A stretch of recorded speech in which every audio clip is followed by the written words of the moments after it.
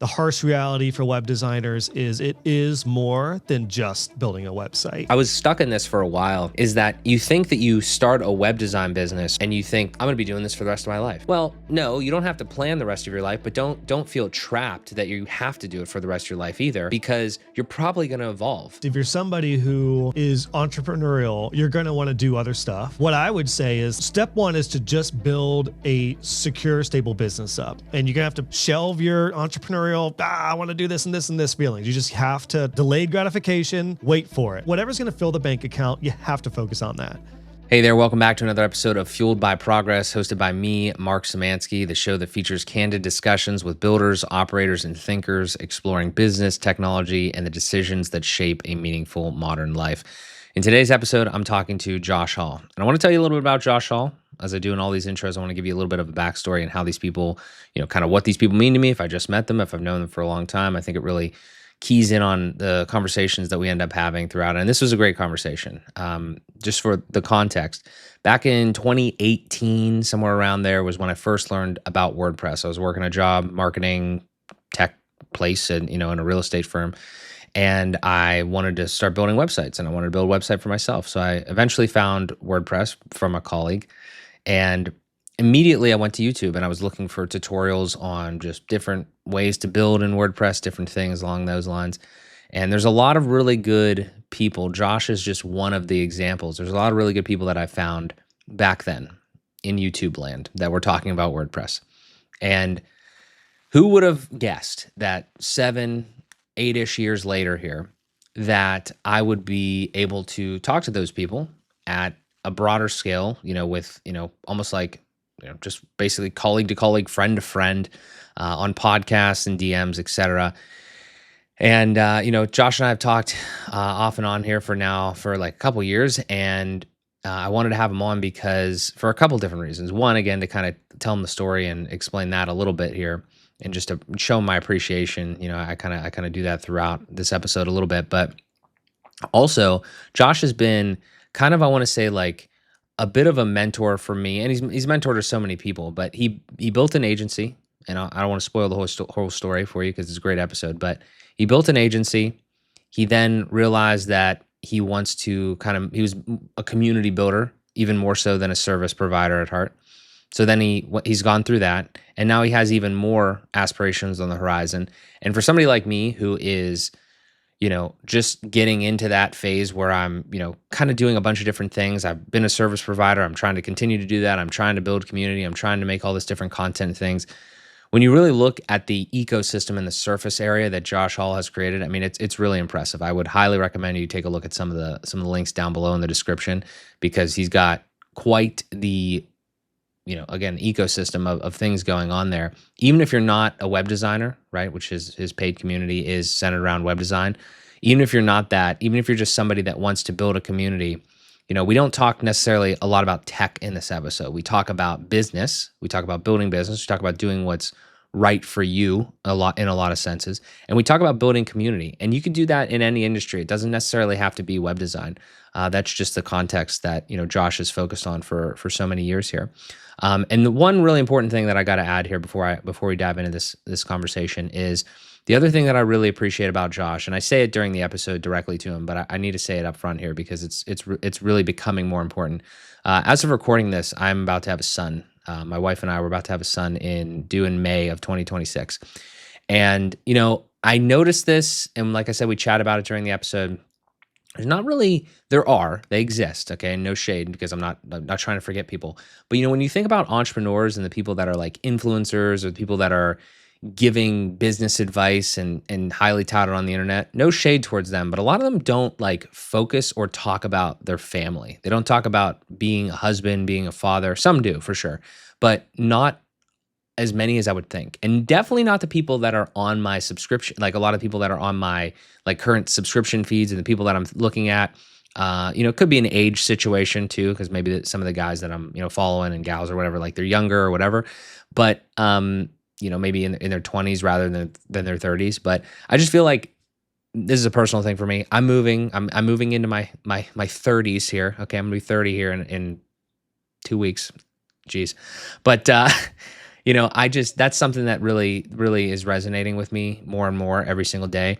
And Josh is just an incredible, his story is incredible. And he's just an incredible mentor and inspiration in that regard, not just the business side of things. And honestly, that's in a lot of ways really what life's even more about, right? I mean, obviously we got to provide, but those are really important things. So I'm done. That's all the context for you. Hopefully you really enjoy this conversation. Again, links and everything down in the description. Make sure you go check out Josh's stuff. You will learn a ton. But without further ado, Josh Hall. Josh Hall, my brother, how are you doing? Good to see you. Thank you so much for coming on the show. Yeah, thanks for having me and for being patient as my family is undergoing a New Year's sickness, as many people are. So, but you know what I was actually thinking about? It's so freaking cool to be in a position. Like, I don't know what we would do with a 9 to 5. Yeah. If, like, what do people do? Like, I was just saying, we got like a belly bug going through the house. My wife is out for the count. Like, it would just be so hard. And with the special needs kiddo, I can't imagine, being able to, I don't know, like you have no sense of freedom with a 9 to 5 without leave. So anyway, all that to say, I'm doing really good considering, Yeah. the sickness and thinking about the freedom that we have in this industry. 100%. Yeah. It's, I think about that all the time as well.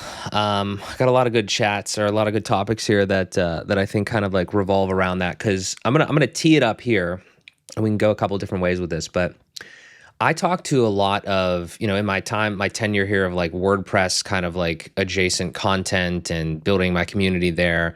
We have some different directions that we're going that we could definitely talk about here on this chat as well.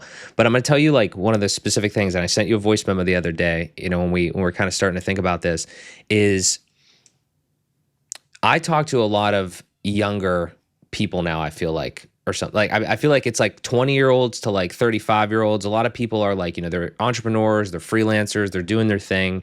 The thing that you already mentioned about this is how your family dynamic affects your business, right? And I think you positioned your chat with Jay Klaus recently kind of around this a little bit. It was, as part of it. Obviously, we're talking business because that's what we're thinking about it a lot. But I think your story there and your dynamic is particularly interesting to me. And as we were talking about off camera, I have a son due in May. So like I am rapidly thinking about this. So I think part of our chat today would be great for myself and for the listeners to kind of like get your wisdom on what it's been like to run a business while you were also like, building a family, dealing with like, New Year's sickness, like all these types of things. Cause that's something that I know. Maybe it's a selfish question because I'm gonna have to deal with it here pretty soon, but it's something that I definitely would love to chat about. So that's definitely part of this. But I say we table that just for a second. Okay. And let's talk a little bit. So introduce you to the people if they don't somehow already know you, because you've been in the WordPress game, you've been in the coaching community game here for a very long time. I try to always do this with the guests that I have on because I like to really solidify like the foundation. So I think it's really important to understand where people have come from, like their origin and their journey. So I kind of know yours a little bit, but I would love for you to share just kind of like how you got started. I know specifically kind of like in WordPress, I guess. And then, there was the Divi days and now there's the coaching, the community mentorship and everything like that. But like, how did that all kind of stem? Where did you first get into? I know you had the agency. Was that kind of like the first glimpse into like digital marketing and like service and helping people? Was there a little bit before that? Where does it all really start at? It really started, I was a cabinet maker for a tour bus customizing shop and a metal drummer at the same time. And I got laid off from my cabinet making job in 2009. And I was kind of forced to figure something out. And I had always had an interest in design and I like drawing and stuff. So I got into initially graphic design in Photoshop. And because I was in the band, I started doing our artwork. And then that kind of led to me doing the artwork for my band. And then somebody asked us how much I would charge if I would design their artwork. And it was like, wow, my light bulb moment was realizing I could make money doing something I enjoyed in a creative pursuit. So I mentioned that because that's when I started getting into design and then very quickly was asked about website design help with the church I was helping out with and some other people. And that was circa 2010. So Dreamweaver days for those who were around in web design back then. So I got into web design, graphic design, and then I did that for a decade. I was a freelance a proud solopreneur, freelance web designer until I could not do it all on my own anymore. And then started begrudgingly scaling my little studio, and then loved it. And then built up a nice little multi-six-figure web design studio with remote contractors and started a family. And then that kind of led to me meeting the folks at Elegant Themes, who created Divi, which is the tool of choice that I use for WordPress. And then that's what kind of started my foray into teaching a little more and getting into a little bit of online marketing, because I didn't do online marketing as a web design agency owner. I was completely in-person, networking group, meeting people in person. I literally did like no online marketing whatsoever. So it was a new ball game to me once I started opening my horizon to writing for Elegant Themes, and then dipping my toe into tutorials, which I'll stop there. But that's kind of the progression of how I went from web designer to agency owner to this new world in online marketing. Interesting. Okay. So I didn't even know about the cabinet maker stint. That's incredible. That's a great origin story. I did that through, I mean, well, technically I started as a janitor because I worked there during high school. Yeah. After high school hours, I'd go in. So I was a janitor for this tour bus customizing shop, mainly because it was right next to my house, so I could walk there.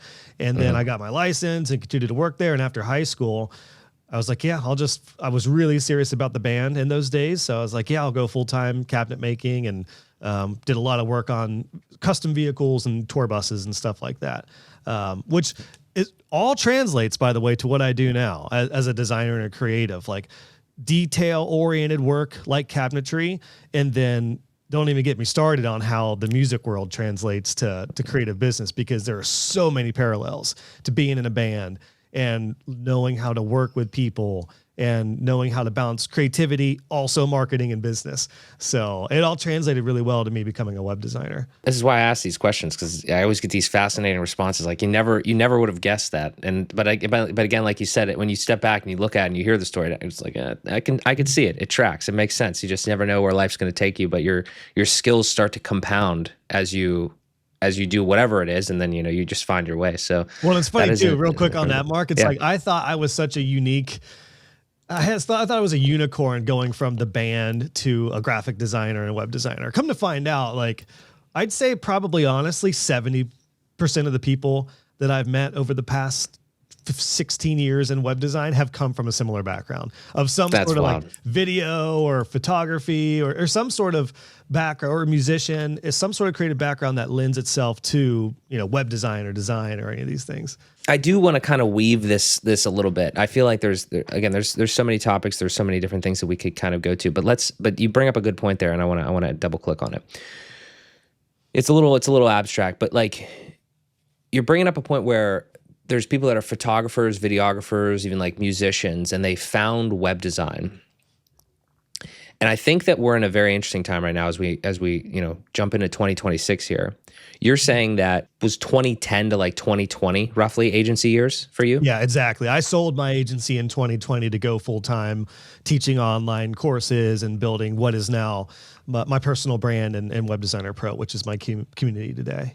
Yeah, I definitely want to dive into that. But over those 10 years of the teens, like the 20 teens, right? That was an interesting time, and I was just getting into like kind of WordPress and web design towards the end of that, because I was like 2017, 2018 is when I discovered it. I was like still working like a job like out of college there, and then I started. So a different timeline than you, but during that time, like I've said this before, in the WordPress community specifically, it's like you have a lot of people that were here kind of when it began, maybe in like the 2005 range or what have you, and then obviously people like pick it up during this whole timeline of like that 15-year period from like 2005 to 2020. But with you specifically and like seeing those people, I mean, do you think there's a reason? I'm trying to click on like that part that you said about why do you think people found WordPress, or not necessarily WordPress, but like web design in general? I mean, it was the new hotness, so to speak, right? In a way, like during that time, to a degree. Like, I mean, it was coming around right in the early 2000s. That was when kind of WordPress started, and you could kind of actually do something. But then I think when you're saying people are getting into web design, are you thinking like they're getting into like even Wix, Squarespace, and then obviously these other tools, because it's becoming easier. Like that's how I think about the trajectory of technology, specifically in the web industry. That's really where, Shopify is blowing up and everything else is like coming to like a level of maturity or breaking out. Do you think a lot of that kind of attributed to people being like, I don't necessarily want to do just videography or photography anymore. Everybody wants websites. So now maybe that's an opportunity. I think that's part of it. I think it's also the true fact that all roads lead to websites. Like if you do any online marketing, it's going to lead to your website. And it was very different back in circa 2009, 2010, when you could get by in some ways maybe with just having like a Facebook page as a business, but very quickly, especially I think with so many different avenues online to have different social media presence and all these different places, like you have to have a home. I think that's really what it is, Mark. It's truthfully what a website is a digital home. And through those years in particular, I mean, honestly, like back in 2009, 2010, there wasn't near as many social media platforms as there are today. The internet wasn't as scattered as it is today. So as it started to expand and get bigger and bigger and more disjointed, you needed to have some sort of, like a hub, like a home. So I think that's truthfully like the core, the root reason as to why so many things led to web design, and why subsequently a lot of people, whether they wanted to or not, got into web design, which that was my case. I didn't get into web design because I was like, ooh, I really like design. I think I'm gonna be a web designer. I got into it because so many people were like, thanks for helping me with this graphic design piece. Do you do websites? Do you do websites? Do you do websites? Do you do websites? So I think that was, my story was similar to a lot of other creatives, whether it's a music background, photography, videography, where you work with somebody, they like working with you, there's trust, there's likability there. So naturally, they're going to be like, well, what else do you do? Can you help me with my website? I think that's truthfully what was going on in those years. And it is still true today. Do you think that it is fully, so I was kind of like my thought too, like I was a little late to the party, so to speak, just based on like my trajectory with my, my age. I was, coming out of college in 2018. I was like, okay, I like building websites. I think that is kind of a cool thing. I wasn't really the design background necessarily, but I wanted my first thing was like, I wanted a place for me. Like I wanted my personal brand. I wanted to kind of like tell people about like what I'm doing and things like that. And that's kind of the reason, not really a blog, but ultimately just kind of a place to share information. And I think that that idea of your website being your kind of like your digital hub or your digital home has always resonated with me. And I'm wondering now, do you see, I'm going to jump ahead for a second. Do you see, because you're like you're on the pulse of this a little bit, because you deal with a lot of, and we're going to dive into this more, but like you deal with a lot of different people that literally, kind of, they're in your community, they rely on you for coaching, they rely on you for insight of like everything, where everything's going. Do you feel that anything has changed or is on the precipice of changing as far as like general societal and user behavior on how is a huge loaded question, I know, but like where things are headed here? Because I've seen this, I've made some personal decisions to kind of like pivot slightly, but like I was really burning to ask you this question, because like, is there anything that you're kind of dipping your toes in or thinking about where you feel like the actual internet and the world is headed with how vastly it has changed in even the last 5 years since you've got out of, the agency world? Well, in relation to websites, would you say, Mark? Because we could start there. I mean, as I'm thinking about this and really reflecting on the past 15 years in particular. So let's just go, we'll say like 2009-ish. I love that you asked this question, because it just made me visualize why so many people got into web design between 2009, 10 to 2015, 16. And I think it's because prior to that, you had to be a developer to make a website. You just had to. Even if you're even Dreamweaver or Front Page or some of the other builders, you had to know HTML and CSS pretty good to make it legitimate. So you had to be a developer. And that was a very small margin of people who wanted to do that and had the skill sets to do that. With the rise of WordPress, other CMSs like Joomla and Drupal. There was kind of the bridge between becoming more visual. And then boom, you got Divi, you got Elementor, you got other visual builders that rocked the world back in 2013, 14, 15, which allowed people like myself who were more visually minded to be a web designer, with not being developer first. And sorry, Kevin Geary, if he's watching this, because I know that's going to make him, reel in his skin. But that's just the reality of the industry. It was like visual designer people got into web design and had the tool. So the web design industry shifted significantly through those years because of that. And then inevitably that brought in the DIY crowd, which completely just screwed everything up, because DIYers are, I mean, you got developers, you got designers, and then, heaven forbid, you got DIYers, which are just, you could give them the perfect template, you could give them the perfect AI tool today, and they will still completely ruin a website and just destroy it. So that was what was interesting about the DIY. And I'm saying all this because I think that leads us to today, where you've got developer, designer, DIYers. Now it's like, what I'm seeing is a lot of web design companies are actually moving away from DIYers. They're trying to create a hands-off tool, like an AI tool or a builder that will just let a DIY person, quote unquote, set something up. And for web designers and agency owners, SEOers, I think where things are right now in web design is we're kind of at a mix of all of it, honestly. But the added thing in there that I see in the horizon is a little more, I'll say marketing, but it's kind of more like business consultant. For a lot of my members of Web Designer Pro, which is the coaching community that I run and I founded, most of the members who are top performing and really killing it, they are viewed as more of a digital marketer, consultant for their clients. And websites are obviously the main thing they're doing, but they also may be doing SEO plans or growth plans or maintenance plans at scale, if they have a 6-figure business. So I think that's where things are now, and where they're headed is, as a web designer, learn web design, feel good with your tool stack, train your clients, empower them, not necessarily to be a DIYer, but if they want some semblance of access, there's probably some gap in between there. And then it's really a matter of how can you help your clients with the ever evolving scatteredness of online come to their website and bring all that together. I don't know if that answers the question, Mark, but that's, as I'm trying to visualize the past 15 years, that's kind of where I've personally seen things go and evolve from.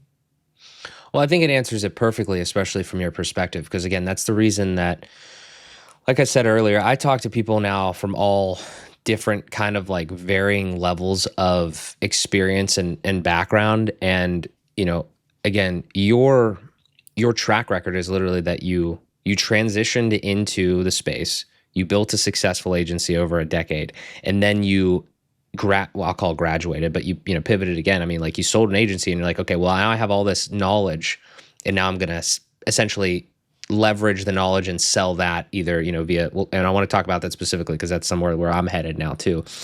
And that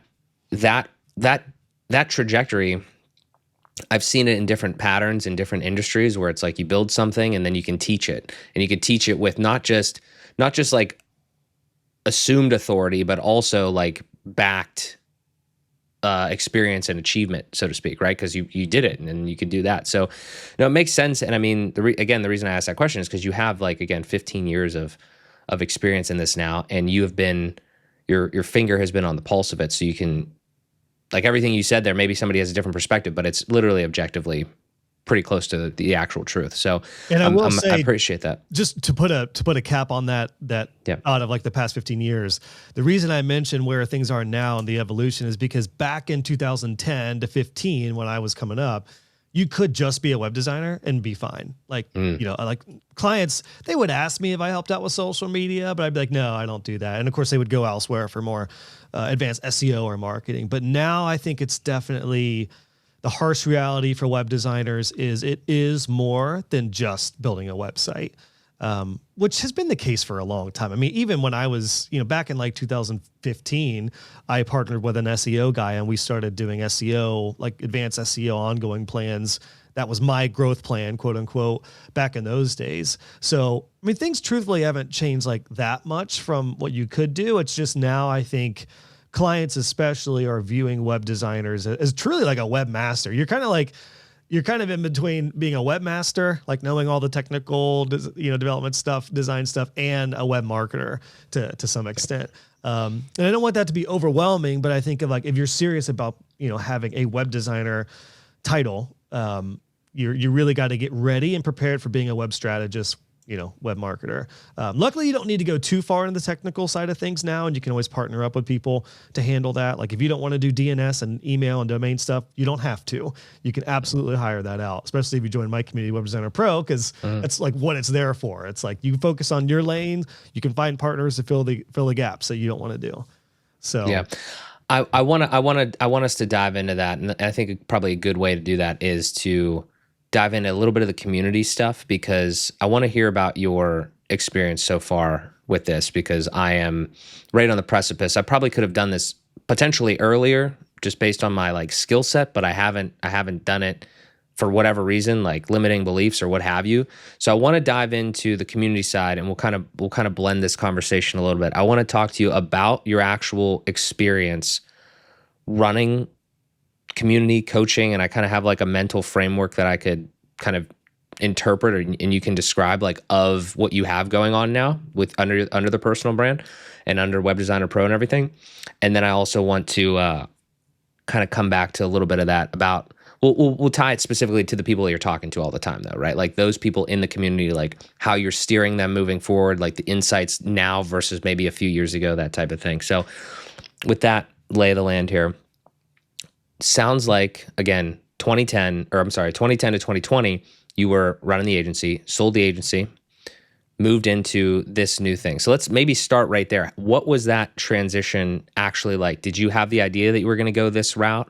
I think I remember you telling me one time you like stayed on a little bit as an advisor. What was that transition like from agency owner to more content creator? I know you'd been doing that, but also just like everything that you're doing. It started as a course creator essentially, because in 2016, I found out that the content manager of Elegant Themes, the creators of Divi, lived in Columbus.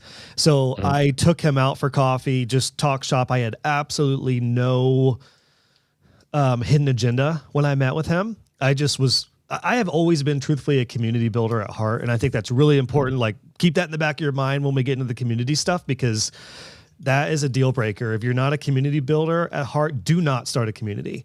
So just keep that in mind, because as I can you elaborate specifically on what you mean by community builder? Like what are like it makes sense to me, but like what do you actually like doing? I like connecting with people. I like pairing people up. I like organizing friends, and I just like I think back, and I did this during the band days. I did this in high school. I'd be like, oh, you would like this guy or this guy. Like you guys should. I've always liked being a bit of a, I don't know. I don't want to say matchmaker, but I do like building community, a community of people, and to some extent. And gotcha. Even in my band, like I was not the founder. I was kind of the second guy in, and I helped bring in like the other members and connected a lot of people. And that was a community building experience being in the band as well. So all that to say, I've always enjoyed that. Even when I started being a web designer, I founded a local networking group that became like 50% of my leads came from my networking group, which I helped found. So I have always been a community builder at heart. So naturally, like I got to a point where I also really enjoy the build, learn, build, teach model. So you learn something, you teach it, or you learn something, you build it, and then you teach it. So when I started really becoming pretty successful with my web design business, and I met Nathan, the content manager of Elegant Themes at the time, I just let him know what I was up to. And he said, dude, would you like to contribute to our blog at Elegant Themes? It was huge at the time. Still is big today, but really, really big back then. I was like, absolutely. So essentially, they asked if I would be open to sharing what I was learning about running a 6-figure Divi business. And I did on the Elegant Themes blog. And then I got a ton of notoriety in that specific community in WordPress and Divi. And so that planted the seed for me to be like, I really enjoy teaching and I love helping people build their business and see this. So, initially, my thought was to be like a child theme creator and sell templates for Divi and do very web design specific stuff. But then I realized so many people were asking me for like courses about the different tools I was using and everything. So that's what kind of planted the seed for me to try out courses. So I launched my first course in 2018, which was my website maintenance plan course, because I had built up recurring revenue with my maintenance plan. Huge part of my business. It's also what carried us through 56-day NICU experience when we had our first daughter, my special needs kiddo. And I've been very public about this, that, yeah, like literally when we had her in the April of 2018, I don't know what we would have done if we didn't have our maintenance plan, because that was our guaranteed recurring revenue through those 2 months of living at the hospital, basically. So when I came out of that, I was like, you know what? I could do a Divi course, but I was like, I'm just so passionate about building recurring revenue. So I did the maintenance plan course, and that took off for me. And we had over 80 students in the first round. I made like $10,000, and that opened my mind up to be like, oh my gosh, let's do this again. I love this. I'm teaching. And I was also still running my agency at this time. So it started off as a passion project, honestly, Mark. It was like, let me dip my toe into these waters. I had started scaling my agency a little bit in the way of like, I wasn't doing all the work at that point. I had just started hiring out a little design help and development help.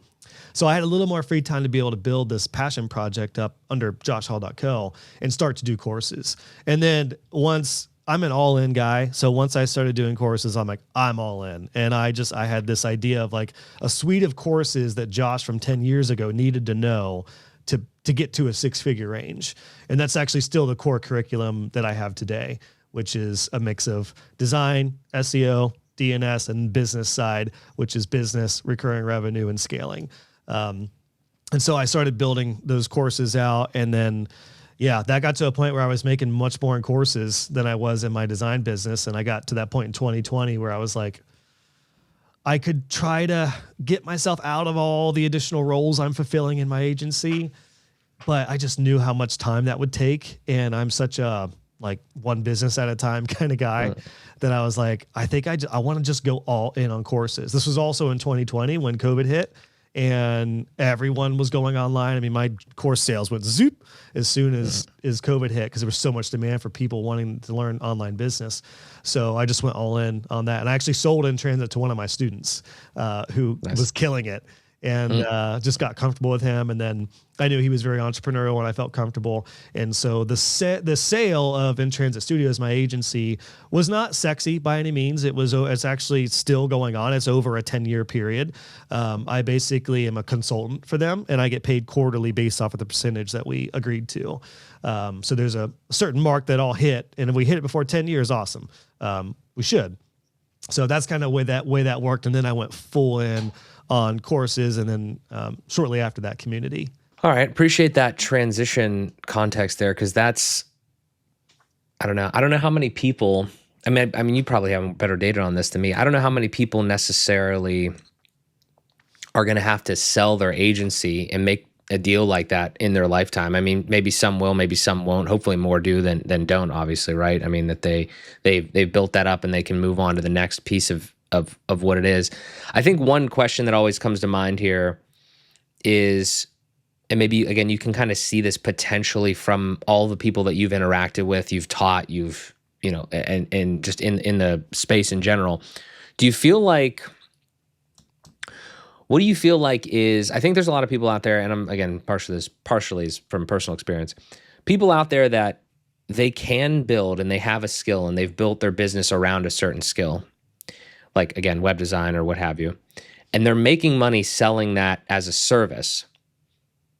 However, I imagine you've run across some people that are actually probably better at learning. Yours is, I was laughing because yours was learn, build, and teach. Mine is like learn, try, and share. So it's like, so it's like there's probably people that are like better at that, so to speak, than they are at like running a business and like more passionate about it than trying to go find leads to actually do that skill. Have you found, it seems like maybe, I'm not saying that, I'm not putting you in that camp, but it sounds like that is something that you're kind of, that's your main passion now and something that has worked well for you. What, is there any self-awareness that you feel like you had to have around that period that was like, you know what, I don't, maybe it was just like, oh, this is just making more money, so to speak, or something like that. But like, would you say it's more of your passion to build these communities, teach and everything than it is to actually go run an agency? Like money aside necessarily, obviously money's important, but like, let's say they're making the same amount of money and they were going to make the same amount of money forever. Would you still like doing what you're doing now more than you liked doing the agency work? Yes. And that's because I like teaching and community building more than doing service work. And this is a really important distinction. I'm glad you brought this up, Mark, because I think there's actually a lot of people that I've seen try to build a community and try to do online courses when in actuality, they would prefer to just do services or build products. And the self-awareness thing that you hit on, that is crucial. And this is why I started this kind of, this journey of my trajectory with the thought and the reminder that I am a community builder at heart. So I love what I do now more than anything. And important to note too, I was not burned out as a web designer and an agency owner. I was kind of in the beginning of scaling when I started courses. So I could have continued to do that for another 10 years at least and been really content and happy. Like I really enjoy it. I still miss some of my clients every once in a while. I miss doing a sales meeting. I miss going to networking events, and I miss like a really good client. And, really like, I do miss that sometimes, but because I'm wired the way I am, I just absolutely love teaching. And this actually, I skipped over this, but I had started when I just started kind of getting to six figures in my agency. There was a local high school that had a mentor program for like tech students. And I would go in maybe once a quarter and sit with a couple of students and share about my design business. And it was like a mentor program. And most of them were interested in like game design, but a few of them were fascinated by what I was up to. And they were like, you build websites and you make like 100,000. And I was like, yeah. And they're like, and you work from home? I'm like, yeah, it is pretty freaking awesome. You're right. And I loved teaching those students who were like all about it and soaking up everything I had to say. So that was actually what planted the seed even more, was like, man, it's cool to do this like in person on a little scale of 2 people. What if I were to do this, on a much bigger scale? So that's really important, because I do think a lot of people, for me, Mark, it was not about the higher earning potential. I mean, that was a nice factor to it for sure, but the reality is a lot of people, I think, chase money, and they're doing work that they are just not aligned and self-aware to do sustainably for the long term. So for me, it was an easy transition to go full-time into teaching and then subsequently community building, because that's truthfully what I love to do more than anything. I enjoyed the services. I enjoyed working with clients. I enjoyed helping them build their business, but I definitely like helping Joss of 10 years ago way more. Definitely good insight there. Would you say that most of the people that you now teach that are in your communities, in your programs, I do want you to lay that out a little bit more too, because I'm interested to see like what your full, I know you have, I don't know if you have multiple circles or what the situation is, but I know you have like coaching, you have community, you have courses. I've seen it all. I was looking very deeply. I was doing some deep research on the Circle Discover. I think you cool. probably submitted to that. It's all, I saw your face in there multiple times. Do you think that most of the people that you're teaching now, like obviously they're trying to scale their business. Do you see anything with them when you're talking to them day to day where is it a lot of people that are definitely like still in the trenches, they're trying to scale, or have you developed, as a random off the cuff question, do you have an eye now to see, oh man, maybe this person's going to break out a little bit more as like an educator at some point rather than just a service provider? I can tell almost immediately who is what I call a webpreneur, which is like, you're going to be, I actually, Alexia, who's one of our Rockstar Web Designer Pro members, she's actually on retainer with me now as brand strategist and designer. She's in pro, and she is scale her business very quickly and grown it like wildfire, unsurprisingly. And I told her, because she was like, I actually think I could get into like community building one day. And I'm like, oh yeah, I'm not surprised at all. I could tell immediately the way she talked and the way she connected inside of Pro. Like there are just people who are a good fit to be more so than just a service provider. And I should say, neither one is wrong or right or better than the other. And they each come with pros and cons. Like there are some times where I'm like, sometimes I do wish I was just a service provider and just worked for clients and could just turn off my brain and just call it a day. But God bless the people who are wired like that, because you're not like that. You know, like there are people that it's not better or worse. It's just different. So I can tell very quickly, whether someone is going to be destined for more than just being a web designer, web strategist. You know, they're probably going to be some sort of community builder in their own right, or mentor or something outside of just being an agency owner or studio owner. Yeah, it's definitely something that I have, I've kind of struggled with to kind of like self-identify myself. I think that I appreciate you saying that, because like I think that that's kind of much more of the track that I'm headed on. But those have been the things that I've been thinking about heavily and trying to move towards, again, whether it's like time in the trenches or limiting beliefs or whatever like that. I think that it's cool that you're able to, again, with the people that you work with on a day-to-day, you're able to kind of like spot that out, because I feel like sometimes people just kind of like even need that to just be like, yeah, you probably like, you're good at things, but like you're probably like actually better at this. And maybe if you just have a little bit more self-reflection, self-awareness, you probably realize that like you could actually scale this other thing probably way more if you just kind of leaned into it, just because, again, not because it's right or wrong objectively, it's just right for you. It's more right for you than the other one. It's a biggie too, because with people who are multi-passioned, like we would, like we like to do a lot of different things at once, or we're like, oh, like in the case of Alexia, I know she would love to build a community today, but I've advised her, and she knows, and she's self-aware about the fact that like she has to build her business up and make it stable before jumping into a passion project. Because I think the challenge that folks like you, folks like me, and other people who have all these like different, I want to do this, I want to do that, I want to do that, I want to do that. You can't build anything steadily. Like you can't stabilize any of those if you're doing them all at once. Like you have to build a strong foundation with one. You have to, have like one strong vine to hold on to before you start grabbing other vines. Otherwise, you're just going to go falling down. So, for me, as I look back, I'm glad that I stuck to like building my web design business for 7-8 years to get it to scale up a little bit, and then finally sold it at 10 years.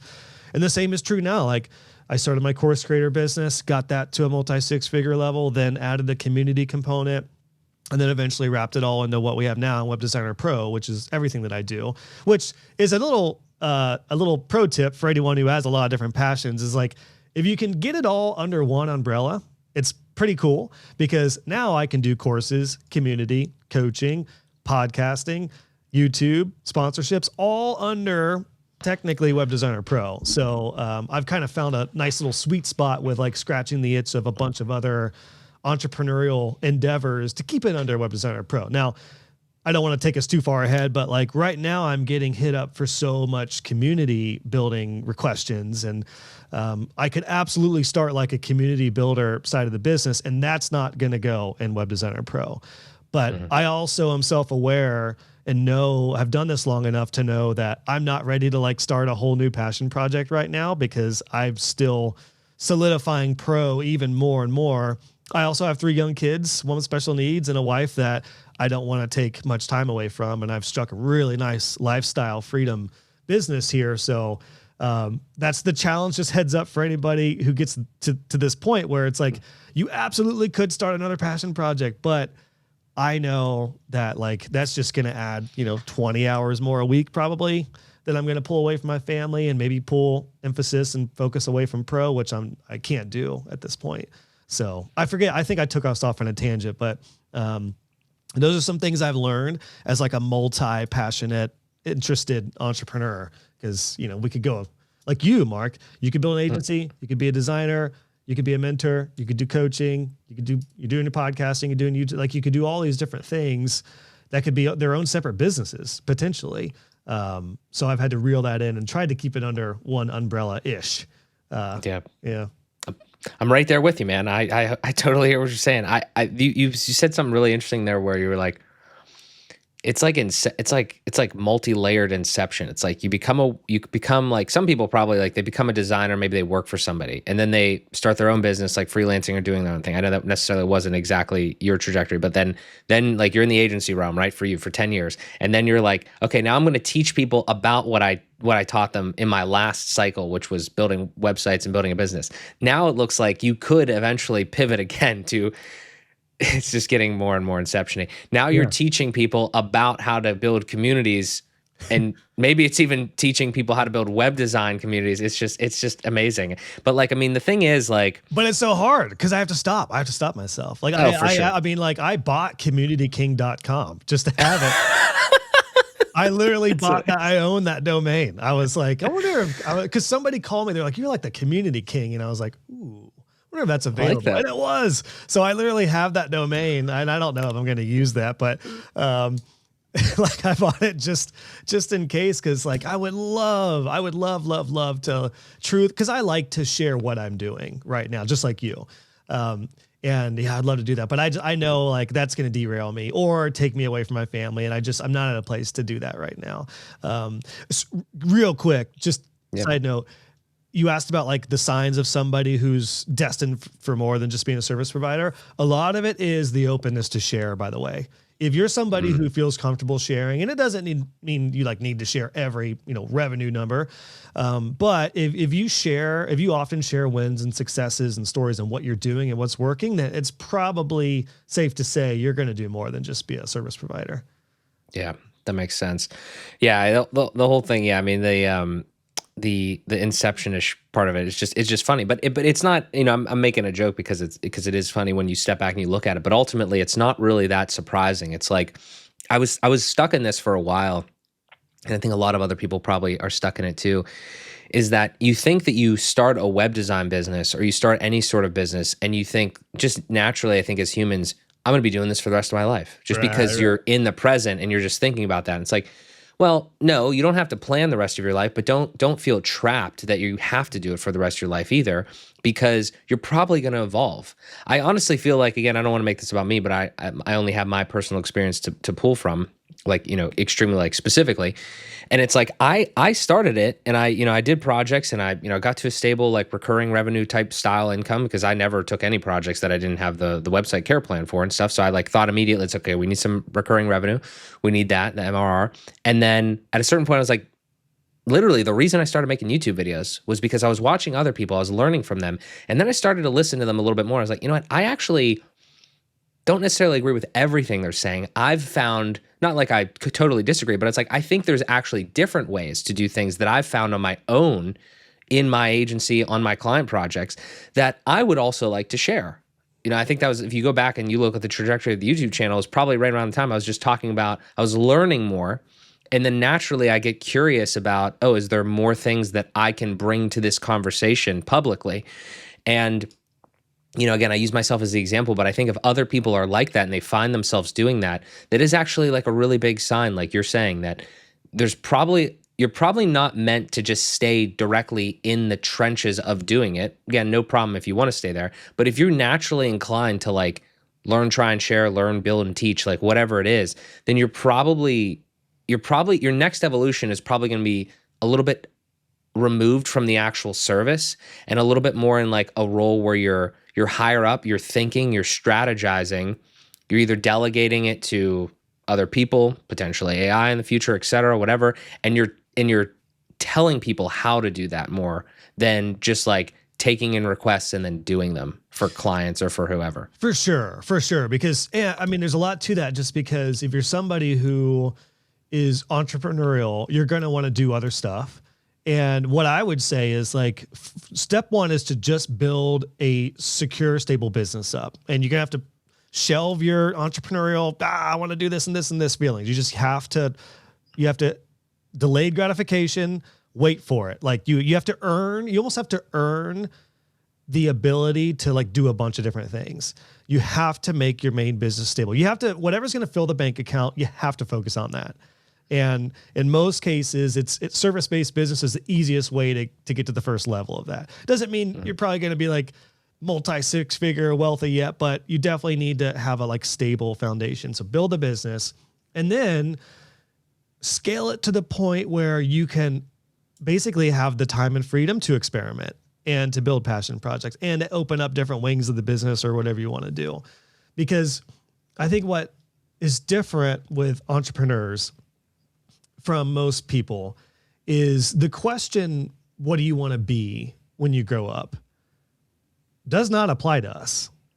It is a bullshit question from elementary that, like if you like, and what's interesting is like a generation above us, Mark, I'll still put you in, my age group. I'm 39 now, but it was our parents' generation to where like pretty much everyone had the same job forever until they retired. That was it. That is not the case anymore. And even outside of online entrepreneurship, people shift and change jobs quite a bit. But if you're a firefighter, it's unlikely you're not going to be a firefighter, or you're going to do that and maybe have a side business one day. Like you're probably going to do that most of your time. But in online business, you are a multifaceted person. Even as a service provider, as a web designer, it's going to evolve, just like we talked about from the outset. You're kind of probably going to be more of a digital strategist at some point. So I think that's really important to be prepared for, and just to basically know when to like hold your passion back, because you have got to fill your bank account and you have to have a stable business before you go over here and over here and over here and over here. So yeah, as I'm thinking about it, I mean, that's just like, it's so crucial for entrepreneurs who have a lot of different passions and a lot of different ways they want to go, is to embrace delayed gratification. And then you get to a point where like I built my course business to 6 figures really quickly because I had built up a 6-figure business and I learned a lot over 8 years before I started doing courses. So the good news is like, once you learn a lot of this stuff, you'll get to a point where you can build pretty quickly and make 6-figure wings of your business. Like we talked about leading up to this in DM, you listen to my sponsorship chat with Justin, and I told him, I'm like, I'm really not interested in sponsorships unless it's 6 figures, because I know that's going to pull me away from, multi 6-figure wings of my business. So, you get to a point where it's like, okay, you can basically do passion projects that are successful at a level that make it worth it once you have a stable business behind you. Yeah, that all makes sense. Yeah, I think I want to go back here for a second. So we talked a lot about the reality of like, people in the community, people that you've dealt with, et cetera. We were talking a little bit about how you made that transition, and I think you've kind of said it, but more specifically, you started with the web maintenance course, jumped right out of the gate, was awesome. Did you start, tell me the trajectory from 2010 to now. It sounds like I could be wrong. You had courses, you didn't have community at first. Right. There's like this whole thing. Okay. So now this is like, again, a selfish question, but also for people out there that are kind of like us that want to move into this realm or potentially like eyeing it at some point, right? Talk to those people directly about the trajectory here, because it's now a whole new frontier of business. I've learned this over the last month with just launching my first course yesterday on Circle. But like there's like multiple different like actual pieces to this. We can go deeper into the sales stuff in a second, but ultimately, I feel like there's good ways to do it, bad ways to do it, and then just like so or whatever. It feels like you should not actually just launch a community randomly out of the blue with no following or anything like that, because nobody's going to come to that. There's no inherent value to a community, even though a lot of the AI guys that I follow in the past year would tell you that. You need to have like some sort of value there, regardless of what industry you're in. You need to have like the courses there and then potentially turn that into a membership. I'm just interested in what your trajectory was. I imagine you sold that first course at like a dollar figure, like maybe a lifetime access or something. Yeah. And then you moved into more courses, and then at some point maybe you bundled them all and put the community aspect, or that community aspect is separate. And then I know probably you layered on coaching. So what was that whole thing like? So the first course, it was $297 lifetime access. Second course was my Divi CSS course, $297 lifetime access. important thing is I already had my YouTube channel. I was already blogging for Elegant Themes. I had already started a Divi Facebook group at that point too. That's another thing I completely left out. I had started what is still today the second largest Divi Facebook group, which was my first foray into like building an online community. So I had started, I had authority, I had an audience. So it made it easier for me to grow my courses. And then, like I mentioned, I was like, you know what? I really am enjoying courses. What I needed to know 10 years ago was like these certain areas. I needed to have a process. I needed the basic of design, SEO, basics of DNS, and then I needed to learn how to build business, get clients, build recurring revenue. So I had this idea for 9 courses. It was my initial suite of courses. So I just chipped away at building those between 2018, 19, and 20. And basically like every quarter or so, I would have a course come out, and it was all lifetime access.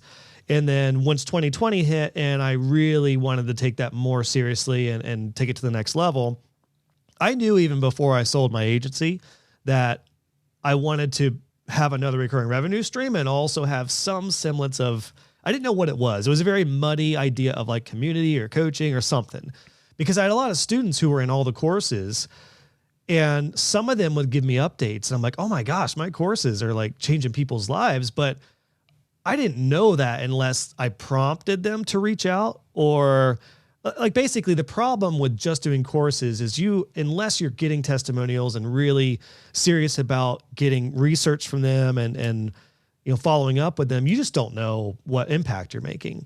So when I went full time with it, I started what is now Web Designer Pro 3 months after I sold my agency. It was immediate into a coaching community, which at that point I made that available. It was initially called the Web Design Club. And I basically said, I'm going to create a coaching community. And I initially offered it to all my students. It was just to my students at first. I was like, you got my courses. If you want to go further, if you want to meet other students and go to the next level and get coaching with me, I have this thing called the Web Design Club. It launched in the fall of 2020. So at that point, my courses were separate. They were one-time access, like lifetime access over at joshhall.co. And then I started what was initially called the Web Design Club on Circle. And then that just became everything. I absolutely loved being a community builder. And then this was my first time into like coaching, because I had people DMing me, members who were getting coaching with me. We were doing weekly coaching calls. And then I realized I actually have a pretty good knack for coaching, just because I'm seeing what's working. I know my experience. I think as a coach now, because I'm a lifestyle guy, I'm not your typical coach, quite honestly. Like most coaches are like your realtor, like bropreneurs who are just from a different world that I came from. I'm a very chill, gonna shoot it straight to you, gonna try to make you laugh. Probably we're gonna have a good time kind of coach. Semi-unprofessional most of the time. So like our coaching calls are notoriously like, I wouldn't say that probably publicly. But I attracted people who liked having a lifestyle, fun web design business. So I really, really enjoyed that. And then for 2 years, I had coaching and community on the side, built that up slowly while selling my courses one-off. And then when Circle came out with the LMS feature and could have courses inside of Circle, immediately, I think I put my courses in there like 2 weeks after they launched that feature. So it wasn't even out of beta. And I was like, let's do it. We're going all in. Moved all my courses over to Circle. You could still purchase them on joshhall.co if you just wanted lifetime access for a while. But pretty quickly I realized, okay, the people who are getting the results, they have my courses. They've at least gone through the core curriculum and know my style, know what I recommend. They're engaged in the community and they're getting coaching with me. It was the power of courses, community, coaching. And that's what built Web Designer Pro. And then eventually when I added the courses, I didn't love the name Web Design Club. It was kind of a filler name. So I don't even remember how I came up with Web Designer Pro. Oh, it was because I was going to call it Pro Josh Hall Co. But then I was like, how am I going to say that? That's weird. Like Go Pro. Do you want to be a Josh Hall Pro? It just sounded weird. And then I was like, who do I help web designers? Web Designer Pro. I was like, well, surely that has to be taken. And no, the domain was $5,000, which I did purchase. I did invest in it, but I got it. I got webdesignerpro.com. The trademark just went through last year officially. So boom, Web Designer Pro it was. So that was kind of the transition from being course and then going membership. Now, I've been really public and open about this. It was a son of a bitch of a transition in 23 because I essentially went from selling a lot of one-off courses to going membership model, which is great, but memberships are MRR, monthly recurring revenue, and it is a slow and steady up and to the right, ideally, which meant I went from selling like a lot of one-off courses and the bundle of all my courses to slow and steady up and to the right, which is great now. I just posted recently that 2025 was my best year to date. You can see the trajectory, but it was very precarious in 23 because my main wing of revenue at that point essentially went to almost nothing when I moved from course sales to membership. So I probably would have done a few things differently in that window, but it worked out. It worked out. So you were selling lifetime access to them at first. And then I imagine when you moved, you gave those people still like access to whatever they had, but then ultimately anything new or any completely new people they had to purchase just into the membership. Yeah. To this day, I still have the original versions of all those courses on joshhall.co using LearnDash. So like anybody who got lifetime access can have that. This year, I plan to completely shut that all off, but I'll probably just make those courses available as a download. That way, if there's any stragglers who are still over there, they can download, the videos and stuff. But yeah, then it moved from lifetime access to the membership, and it went pretty dang well, all considered. There were some people who were like, oh, I got lifetime access to the course, and I wanted to have, because I had a student center at that time as well, just to answer questions. And there were some people that were a little upset by that, but they still had access to the course, lifetime access. And overall, like overwhelmingly, I'd say like 99.9%, it went awesome moving from courses to membership. And it just made sense too, because it was working for people. Yeah. I think in that realm, I'm dipping my toes in. I have a lot of secondhand experience, but now I'm dipping into firsthand experience, and it's gone well so far. But like, I think the reality of the situation is that if you just look at it from a business perspective, which we're dealing with business people, right? We're not necessarily dealing with consumers in this sense. I mean, they're consumers of our content, but they're other business owners, so they should, theoretically understand. You can't sell somebody lifetime access to somebody and then support them forever. Exactly. Contrary to what happens in WordPress all the time with these products. You can't. Right. You're so you can't right. do that. You can't do that. That's not viable.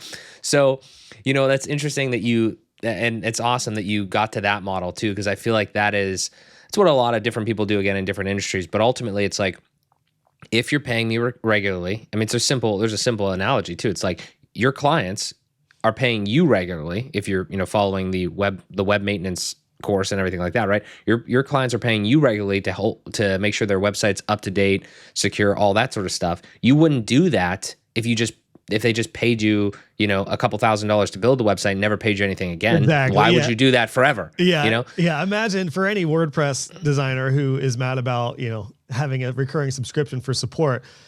Yeah. Just put yourself in those shoes. If you sold something for $297 to a client and then they just expect to be able to email you forever and they want a monthly call forever. Like, no, that's not how it goes. It's not feasible.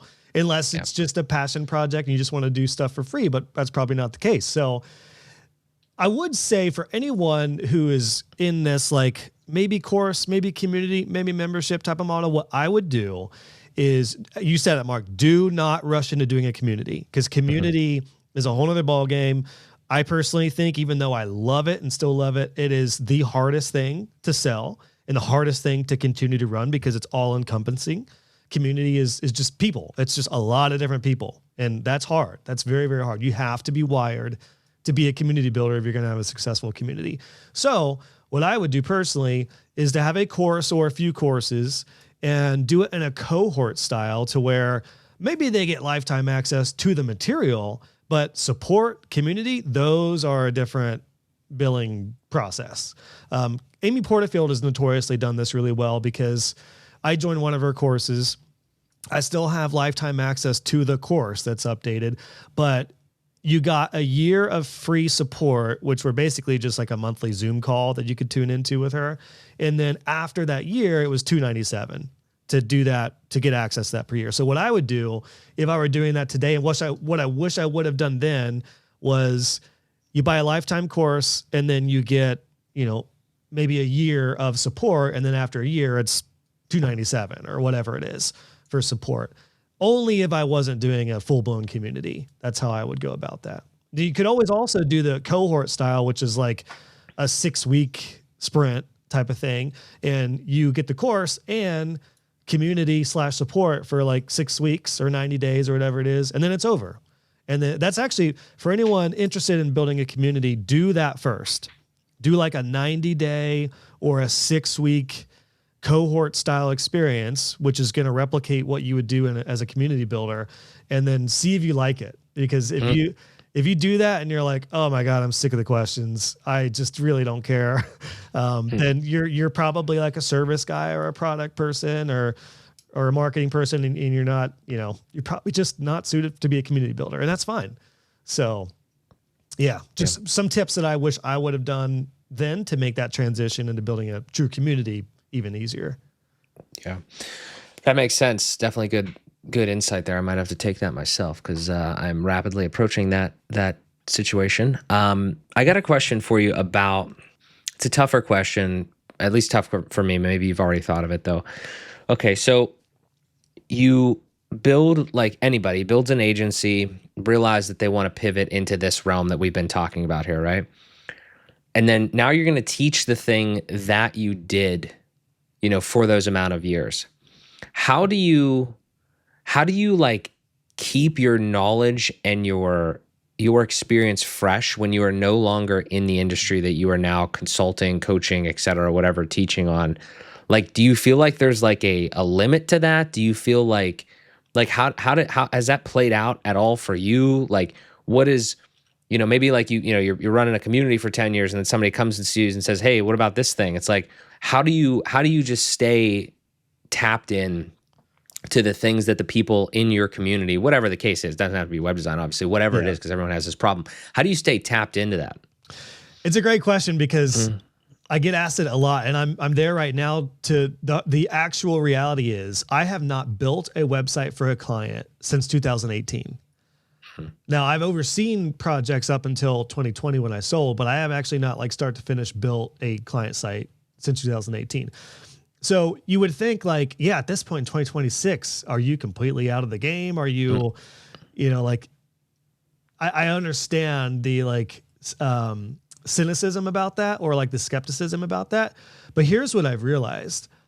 I am 1,000 times more valuable and powerful as a coach in web design, because not only do I have my experience, but I also have retained the kind of consultant role for In Transit. So I get updates from Eric, my CEO, and at any point I can dip in and see like, hey, how are we doing maintenance plans? How are we doing support for the maintenance plans? What do the growth plans look like? What are you doing in marketing and web design?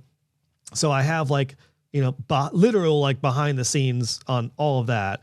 And I'm overseeing hundreds of web designers who are in different stages and have different models. And I perhaps know the fastest route to success for web designers now, because I can pinpoint where someone's at, what their goals are, what model is going to work best for them, potentially even what tool set will work for them, and then help them get there with the support and coaching that they need. I need to put that on the sales page, by the way. But truthfully, Mark, it's a great question, because I had those reservations myself. I'm like, how long can I go not building websites to teach, websites? But the reality is like, I'm seeing so much more. I have a pulse in a very unique position that I don't take for granted. Also, I have the #1 podcast in web design business podcast. So I've talked with hundreds of agency owners and studios and freelancers at all different levels to truthfully know like what is going on and what's working, where things are headed. So I'm actually like, 1,000 times more powerful. If I was still just running my agency, I'd be able to teach a few people what we're doing and share it online. But I would be missing out on like, well, what about other tools? What about people who are using Squarespace or using Shopify if I don't use Shopify? I like having an agnostic community, because a lot of people use Divi in the tool stack that I use because it's what I use. But I'm very open, and like, if you don't want to use WordPress even nowadays, you don't have to. You can be in Web Designer Pro and use Webflow or Squarespace or whatever it is. So I really like that. And I'm finding more web designers are using different tools. Like we talked about when I had you on my show, it's not uncommon for people to use a few different tools now. So yeah, I'm still like even more so relevant, especially on the business side and strategy. Now, the one thing to that, to be completely honest, is yes, I'm not the like Divi guy anymore. Back in 2020, I was the Yoda of Divi, and people came to me to learn the Divi tricks, and I was getting really good with CSS. So that side of things, I'm even starting to phase out more. Like, and I'm honest, like don't come to me I'm not like the Divi guy anymore. So I'm honest about that. But as far as like business as a whole, more valuable than ever, for sure. That's incredibly good context there. And it makes sense because now you have more of a surface area to kind of learn from, because you're consulting on all of it. And honestly, I didn't think about the role that the advisory played, where you have more direct, like I would call it like secondary kind of like learning access from the people, even just the questions that the people are asking and that you're answering, and you're talking to all these different people, on calls and in the community and stuff. But then you also have direct access with the agency that you did run. And now you could see it's like, oh, we were doing it differently, a few years ago when I was there, but now they've changed it, and it's like to just change with the time. So I think that that's actually a huge thing. Is maybe you could be either on the board of your own company or the board of another company, so you have more access if you do change that. That's a great one. I want to ask you this question here too. So obviously you have the podcast. You did a bunch of tutorial content from the content side of things, right? You did a bunch of tutorial content in Divi and just in general in WordPress and everything like that, taught a lot of people and gained a lot of authority there. Then, as you moved away from that or moved like kind of up into like the thinker, community builder, et cetera role, your channel, I think, moved towards mainly just the pod, right? So now you're doing the pod, largest in web design, a lot of authority there. Are you at this point in 2026 and kind of beyond here, where is like your main lead source, so to speak, and student source coming from? Are they still seeing the evergreen content and then coming to you via that? Is it mainly from the pod? Are you doing like separate outreach? What's it actually look like to continuously build the MRR within this community? That's my biggest challenge right now, Mark, is the content. Really? Because what I just mentioned, which is like I have gone from being like the Divi and WordPress guy to like web design coach guy. So absolutely the podcast is number one for me. And the way people are finding that is a lot of people say they're just searching web design in podcasts, like in an Apple Play or a Spotify. And wow. I've been doing it since 2019. So we're generally the number one, the search. So huge for me. That is the big struggle though, is I'm like truthfully right now in the point where I'm transitioning all content from like Divi WordPress guy to more general web design business kind of guy. Now, a lot of that content is still super helpful. People do find my Divi tutorials, and the moment something is going to be irrelevant, I will take it down.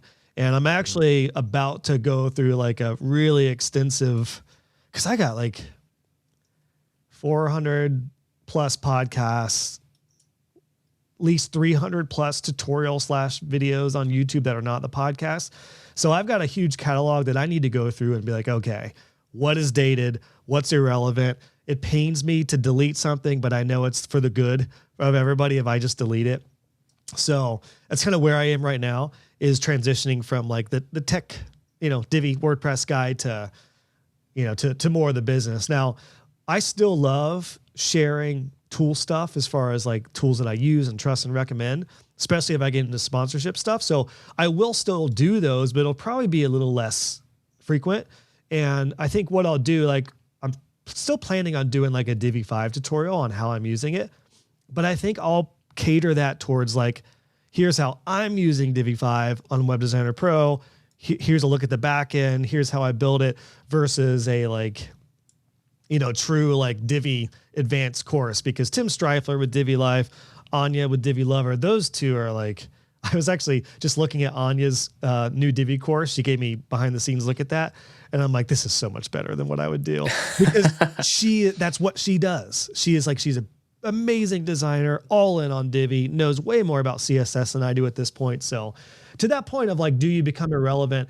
You do, I think, tend to get to a point where you need to, it goes back to the quote, what gets you here won't get you there.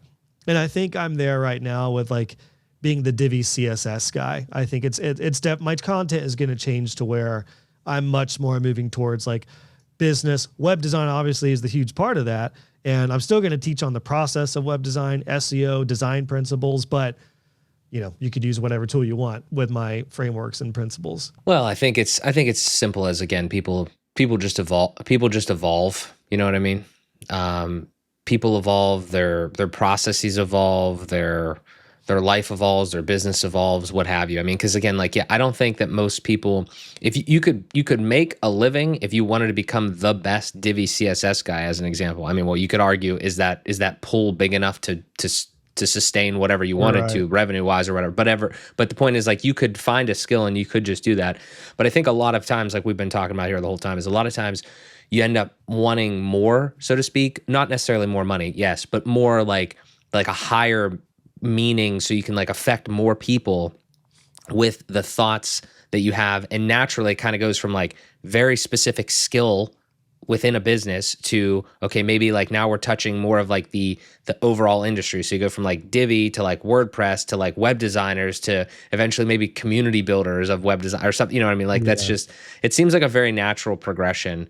And, but I totally understand, because I'm already going through this in like my content and my thing, where it's like, I don't just want to be like kind of a WordPress YouTuber or content creator. I want to be more, so to speak, than that. And I also feel like, I don't know if this has ever happened to you, I feel like I'm such an avid learner that I go so hard and so deep into whatever the topic is, and I learn like 80 to 90% of what it is, which is more than the average person. Like, I am now bored with this because I know so much of it. I'm seeing so many recurring things now, and I'm just seeing the same recurring thought processes. And I really don't think it's healthy for people that are like that to get stuck in that rut of, okay, now I'm just like seeing the same shit like 80, 90% of the time. I need to go find something that's like adjacent, but again, maybe like a step up in that ladder, or maybe a step to the side in implementation or something like that.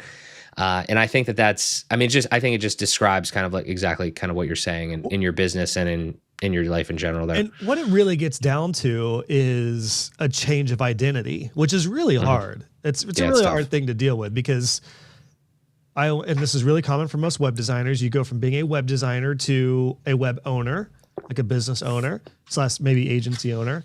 And then you become almost like a web business consultant / marketer, which is, again, brings us back to where I think web design has been for a while, and where all roads lead to websites. And then as a web designer, business owner, the roads open up to being more of a consultant kind of person.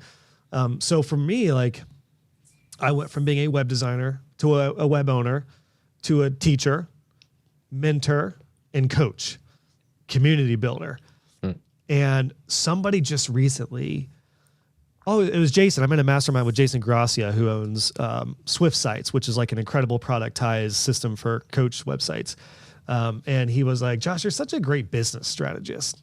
And I was like, oh, I never even thought new title unlocked. Thought of myself. Yeah, new title unlocked. Never even thought of myself like that. But as I'm thinking about it, I mean, some of our conversation here is a little bit of that with, like, if you're going to be a course creator, the strategy of that business model should probably be more of a cohort style before you jump into community or membership. So I absolutely am like, this is super top of mind, because I'm there right now to where, like, community builder, coach is still very much my main roles, but I'm definitely a business strategist now too. I am not near as much of a web designer. And actually I was thinking just recently, because I'm playing around with Divi 5 and some of the stuff. I'm like, you know what? I got people who I'm helping build multi-six-figure businesses in Web Designer Pro. And I'm like waiting to get back to them, because I'm tinkering around with the new presets versus variable options in Divi 5. And I'm like, is this the best use of my time? And is it fair to them that they're waiting on me to help them with $400,000 business because I'm tinkering around with presets. Like I really am like truthfully getting to the point where I'm like, I'll teach on a little bit, but I'm only going to do like the fundamentals and the basics, the beginner style stuff of the tools that I use, because for as long as I run Web Designer Pro, I still need to be a web designer. I need to have that role in me at some point. Like I still need to be able to, get into a website ish, but I'm certainly there now to where I'm like, I'm really not struggling, but I'm really warring with the identity shift of like, oh my gosh, I'm like business strategist now. I'm so grateful that we're having this conversation here, because I feel like, one, there's probably a lot of people that are listening that maybe they never go this route, but hopefully they still appreciate it because it's a peek behind the curtain, and maybe there's people that are going to go this route and it's really helpful for them. But the reason I'm saying this is because what you just outlined there, the actual nuance to that is that what's going to happen, and you can't please everybody, what's going to happen is if you take that situation and you extrapolate it, where you're sitting there and you're messing around in Divi on one screen, and then on the other screen is like, I'm making this dramatic for effect, but like on the other screen is like emails that you need to get back to from those people, your clients that are building their web design business that you can absolutely help and you have helped. The other screen is you mess around in Divi. Like if you spend time on the Divi screen, like you're saying, it's actually less valuable, even to like the world, so to speak, because you helping them help so many more people, because then they can continue to build their business. But the thing is, when you continue to move up like this, that's literally a move up, in my opinion. It's like you're in the tech, digging ditches in the tech situation, and then you're moving up to like the consulting thing.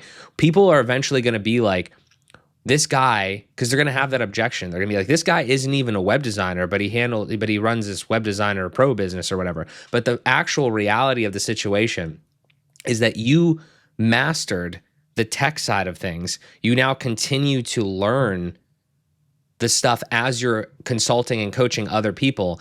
And the effect that you're having higher up the chain, so to speak, I haven't figured out how to articulate this the best yet, but bear with me, is actually having such a greater effect across the board than you would have just having like one person, like, or just dealing with like that one website or that one situation. I'm not saying it's absolutely the right way, because I heard this thing recently, I'm probably going to mess it up, is like you either help a lot of people in a small way, or a small amount of people in a big way, or something like that. I don't know if that's like some quote. Yeah. But the logistics of that is like, I could help out 20 clients who pay me 10 grand a year and make $200,000. Or I could help 200 people and they pay me, $1,000 a year and get that same amount. It's two same results, just very different means of how to get there. I will share with you what's next with this challenge of like, how do I replicate myself where is needed for me to be able to be the true business strategist and coach and community builder. And what I've done over the past couple years is a lot of Web Designer Pro members have shown expertise in certain areas. And I'm starting to essentially build a bit of this is truthfully like behind the scenes, what's going on right now. And pro members are not going to be shocked by this, but I'm essentially building up like mini coaches for Web Designer Pro who have skill sets in certain areas. So I just don't love SEO. I have an SEO course. It's been a big part of my business. I enjoy parts of it, but at the very least, I'm just not passionate about it. Like I'm not one who's like reading SEO news and just like, I basically rely on a couple people in Pro to give me the updates on like what is going on today. Michelle and Sam are my two SEO people. Michelle is like keyword research, content, copy. Sam is local SEO, Google business profile expertise. He was a pro member who just excelled in SEO, specifically local SEO. He actually has an academy that's like a sister business to Pro, like a sister membership, which is Local SEO Academy. So most of the members in there are pro members who want to go in deeper into local SEO. So I'm actually building that up right now to where, Dave Foy. Yep. So Dave Foy is actually, he is a part of I revamped my DNS course last year, which just covers the basics of domains and email and all that stuff. And we kind of partnered up a little bit, and he actually has a couple of lessons in my course that are his. So mine's more of a fundamental course. And I'm saying, if you want to go deeper into DNS, here's Dave. And I have another colleague, Amber, who's really good with email and stuff. So that's actually what the next evolution of what I'm doing is. I'm going to focus all in on me, on what I want to do. But if there's something like DNS, SEO, maybe even Divi, CSS stuff where I'm like, I only want to teach so far into that. I only know so far into all those things. I'm going to partner up and have somebody who's like, I'll teach my end of things and the basics. And then if you want to go further into that, this is the guy or this is the gal. Yeah. So that's kind of where I'm at. That's where I'm headed. Delegating that, mini coaches, you're a community builder, man. You're connecting people with other people. You're building them up, and then you're leveraging them too. I love that. And that has to be real in too, because I could have YouTube people, I could have podcast mini coaches, but it's like under Web Designer Pro, I'm going to keep it web design. Those things could be marketing sides of Web Designer Pro, but it's definitely, I'm basically going to keep my core curriculum of design, process, SEO, DNS, business, recurring revenue scaling, and then, take the lead on business, recurring revenue scaling, and have the other things, delegated out in some way. Yeah. Yeah. That's my plan. That's my plan for the next year or two. I like it. I want to ask you. Oh, sorry. I was just going to say Web Designer Pro coaching is probably going to look like me and like 5 or 6 other people as like sub coaches. Yeah. That is extremely exciting. I'm looking forward to seeing how that evolves. Let me ask you a loaded question. Let's touch on the family stuff that we teed up at the very beginning. Here's the loaded question that there's too much, you know what I mean? Like there's too much it's too much to go super deep into here, but the world has obviously changed in the last 5 years. But at the same time, you have built this over the last 5 years. So I'll say it's changed over the last like 1 or 2 years, like heavily, obviously, with like the advent of the buzzword of AI, right? And this is something that like I'm dealing with and diving into much deeper now in a lot of different ways. And I'm wondering, as a community builder I'm going to make some assumptions and you can tell me if I'm right or wrong. As a community builder in an industry that has been predicated on the idea of like, we're going to be building websites. We've developed the skill of building websites, all the different things that go into that, which is not, those skills are not, they are invaluable in a lot of ways. They're not necessarily being replaced. But now as society shifts and as people are constantly over the last year and a half been like burned into their skulls, like they're seeing in every which way, even my clients that have nothing to do with like technology at all, they're like civil engineering firms. I asked them the other day, I'm like, hey, how's AI? Like, what's your relationship with AI? It's like, I hate hearing this every day, AI, all this. But at the same time, they're being constantly marketed to the fact that it can do everything for them in their day-to-day life. It can build websites for them. It can build apps. It can do all these different things. A lot of it's marketing. A lot of it's Wild West stuff, right? Yeah. How's it going? How's it going for people who truly have it do everything? Like, that's the question. Sorry. That's true. What is your, whether it's right or wrong or where we're at in that situation, it is a reality that people are being marketed that. What are your students and your base of people that you influence? What are they asking you? How are you responding? How are you maybe, consoling them in a way? But also, I do want to say, how are you encouraging or not encouraging them to leverage the tools that are existing? Because I have an interesting perspective on this that I don't think we're necessarily going to be, we're professionals, and these tools could be used to extremely increase our professional capacity because we're not just utilizing them willy-nilly like we were talking about with the DIY earlier, because I agree with that. Right. But what's your stance? How have you tried to, especially over the last couple of years, how have you tried to implement it? How have you tried to maybe change a little bit of your positioning, or has it changed at all? I know it's a huge question, but just in general. I haven't changed much as of now. And we've talked a lot about AI, but I haven't like rolled anything out that has been like an AI tool for web designers. Now, that's going to come into play in 2026 for sure. Particularly like the way I'm most utilizing AI, and I'm seeing a lot of web designers use it, is not actually building out sites with it. But you could build you could get a starter site template cooked out in 60 seconds with ZipWP or something if you wanted to. And even like Adam Preiser, who runs that tool, has said this is not supposed to replace web designers. This is to help get you started, basically. And I think that's still where AI is and where it's going to be for quite a while, quite honestly. So I'm seeing in a lot of pro members are using AI to help out with a lot of the like website content side of thing. Or one of my members, Kristen, helps coaches, and she has her niche is coaches who speak. Like it's like a niche. And she has a custom GPT that she does a sales call or a discovery call, funnels it through that custom GP that she created, that she knows like all the prompts, and it's pretty detailed to her system, her pages. And that has helped her content. Like it's helped her alleviate the problem of back and forth with clients and getting content when she is able to like take one call and reel it in and magnify it and get ready to kick a site out within a week or two. That is like the best way for web designers to use AI right now, is something like that, to where it's more of like, you could call it content collection, you could call it copy creation and stuff like that, to where it basically just alleviates a lot of the back and forth, or maybe even like a part-time job that somebody was doing for your agency. That's the best way I've seen it work right now. And I am not somebody who is fearful of AI taking over web design jobs, because as you know, websites are so much more intricate and complex than anyone understands who's not a web designer. Because yes, again, a lot of these AI tools and studios can kick out a quote unquote simple website that could get by for like, I mean, it's basically just like a starter template that somebody would buy 10 years ago. That's essentially what AI is today.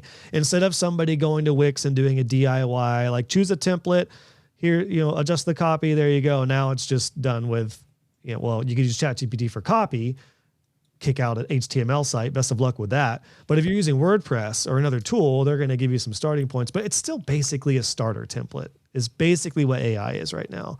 Now, for a serious business, think about all the other implications to a website. There's the technical side of things like accessibility.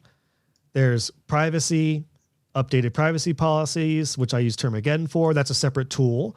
So are you expecting AI to go sign up for Termageddon, put all their details in, and then bring it back into create a new page and put the embed code and then get all your business detail information? Like there's a lot of things like that AI agents may eventually come into play, but I don't know when that would be. I think that's going to be quite far off for like an agent to like go to different sites and log in, and you feel comfortable with them doing that and then getting back to you and then logging into a WordPress site, etc. That's just accessibility and privacy. We haven't talked about like optimization, the copy side of things, the messaging, actual images for a website that are not just AI generated, the actual design, the user flow, the user experience, the customer journey. Are they going to reach out to your customers and do research? Do they know your customers? Do they know your story? What about case studies and ongoing results? Like, is an AI agent going to reach out to your clients and get case studies and go back and forth and then record a video with them, post it on YouTube or upload it to Vimeo and then embed it on your site? There's all these other things that are actually going on professional websites that no one is thinking about when they're like, hey, AI is going to take your website. So that's kind of my view on it. It is a helpful tool in some areas for sure. And I'll continue to implement it a little bit here, but I am not a like have AI build your whole website kind of person. And I think it is going to affect the DIY crowd, which I don't know if you've noticed this, Mark, but Elegant Themes, a lot of builders, even Wix, which was like the DIY tool, has moved towards agencies, and they've moved towards like web professionals. In Elegant Themes, Divi 5 is not a DIY tool at all. It is very much a professional. It's a professional's tool. I think that's where AI is going to have the most effect is the DIY market, because again, yes, you could sign up for an AI builder or hosting and use it just to get you going, but it's a starter template at the core. Yeah. Yeah. I think my experience probably has been like probably a little different just because like I've dove in head first and and obviously you're you have like a lot of clients that are, or you have a lot of students and everything that are probably like, I would imagine you're getting questions here and there about it because again, they're probably like agency owners that are like busy and then they're like, oh man, should I be dealing with this? Should I be, like looking into it? The one thing that I wouldn't even call it pushback, but one thing that I would like add to the perspective here that I think that you actually could be incredibly well positioned to maybe look into in a sense of like, take a couple hours over a course of a few weeks or something. The way that I interpret what you just said is you obviously have all of the knowledge from your agency days. And now again, like we talked about the surface area of all the people that are in your communities and the advisory that you're doing, with the agency still. What you just said there, like if we rolled the tape back, everything that you said from my perspective of what is possible, like with AI right now, we're in this kind of like overhang period where it can actually do a lot more stuff than we think, but that's just it. It's like a lot of people don't understand how to get it to do those things. Right. Like almost everything that you said could be done. Now, I'm not saying it should be done. What I'm saying is like, I think the next 5 years of the world, the people that literally go completely up, logarithmically up or exponentially up are going to be people that sit in their chair and their desk and they're like, okay, wait a second. I know how to do all of these things. Like you and I would put us in this category, right? There's a lot of people that are like this, right? If you asked us right now to just explain, like just turn the camera on and explain everything about how to run a good agency or how to do a website project or whatever, we could absolutely tell it to you. The next problem though, and the problem from 5-10 years ago is, do we actually want to go do all of that shit? The answer for me is no, right? I assume the answer for you is kind of also no, right? I mean, we'd rather teach people. We know how to do it. We'd rather teach people. We like it more than the service. We could, but that's beside the point. So then now what this is affording us is the idea is like, wait a second. We don't have to go hire people. We could train different, again, you were using a couple of different things there, like LLMs or AI agents, or the whole term of like vibe coding, like AI agentic workflows to do these things. And if what I'm trying to articulate here probably kind of poorly is that the limiting factor now is understanding how to do things at a high level and understanding the very specifics of what pieces go together. And then if we can articulate that into these systems, and literally, I don't know how else to do it other than I'll show you some time or I'll make videos about it, is like going into platforms like Claude Code and whatever IDE you have and just explaining all of that. I don't even type anymore, bro. I'm using WhisperFlow constantly to just talk like this.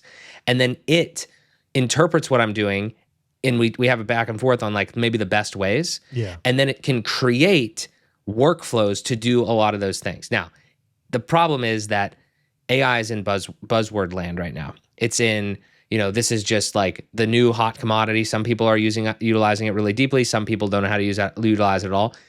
At some point here in the future, I do think it's going to go from buzzword to not like, oh, do you use AI? It's going to be like, no, everyone uses AI, but it's like how you're using it and what it's in. It's like either natively in like Notion. I don't know if you use Notion. Notion AI is pretty great because it's very contained. It's like I could build whatever because it understands Notion really well. So if I just describe what I want, it builds it really well. But when we get into this more broader aspect where you're talking about connecting Termageddon to our website and doing this and that and WordPress, and then, maybe we want to try Wix, and then maybe one project handles Wix, it gets really muddy really fast because we're too early to that. Yeah. So I just say all that to say, again, not to necessarily disagree or anything. I just think that is the trajectory that I see us going on, where there is a bit of a period right now where like it's very powerful, but it's not powerful on its own. It's not like sentient. It's not going to know these things. It kind of knows them maybe in space and its knowledge, but we have to train it. We have to tell it what to do explicitly. And the reason I'm bringing this up is because you have all that information. Well, so it might be something to consider. And my answer there was purely to the our clients and the average person saying, "Are you worried because AI is going to take over building websites?" Yeah. That's my answer is, and I'm absolutely not telling web designers not to take AI seriously and not to learn it and not to implement it. Absolutely. We have a member, Antoine, who's like I had him on the podcast. He's like this. He's like you. He's an experimenter. He's a first adopter, and he's like on the up and up on all these ways to use AI. not my interest, but I know the importance of it for sure. Because a lot of people who are using it, who aren't afraid of it, say the same thing, which is it is a tool and it can make a lot of things easier, but it's not a replacement, especially because the DIY crowd and the small business crowd, they could use AI just like they could build a website. But how has it gone for DIYers to build their own website? Not good, 99% of the time, unless they have a design background or a marketing background. So I think it's going to be the same with AI. AI for websites is kind of like, it's reminiscent of where the Wix do-it-yourself builders were, 10 years ago, which is, yeah, like you could do it, but it would be even more powerful if you have a web designer do it. And in the case of AI, it's so multifaceted. There's so many different variations of it. Like you said, so many different things that can be intertwined in, then I think a web designer's job, which is like a perfect cap to the beginning of this conversation, is going to be they're going to tie it all together, basically. Like, yes, AI is going to be a factor, and it may make the actual build of a website go faster, but all these different tools, platforms, aspects of websites themselves.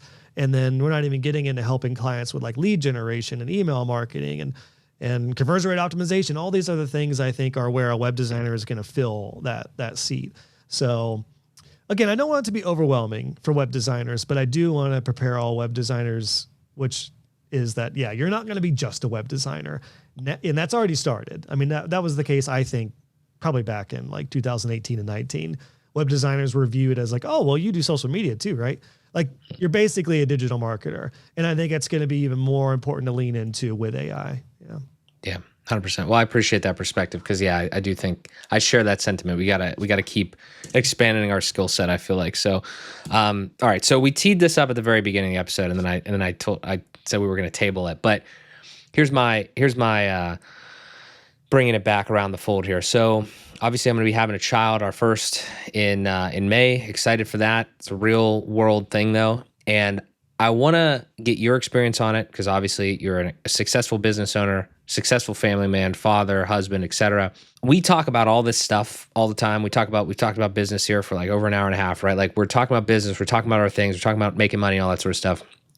Very important things, but really like, I don't know if you share this. I imagine you like, why are we really doing this? Obviously we're doing it to help people, but we're also doing it to, provide for our family and to, I don't know if when we zoom out, it's like the things that really matter are probably the people that we're going to spend most of our life with. So, this is an area of this, Fueled by Progress, like this podcast that I try to hit on is when it's appropriate, because it's not like I love business. I love that. But I also am getting older and I'm starting to realize like there's a lot of life. There's a lot more to life than just the business side. And I imagine, with your experiences and everything like that, I imagine that this is something that resonates with you because, you've had multiple children, you've had to deal with different things that have happened, from that and family. So we don't need to go like unbelievably personal here, as personal as you want to, but I just know that you are a source of wisdom selfishly for me and other people that are probably in this position of either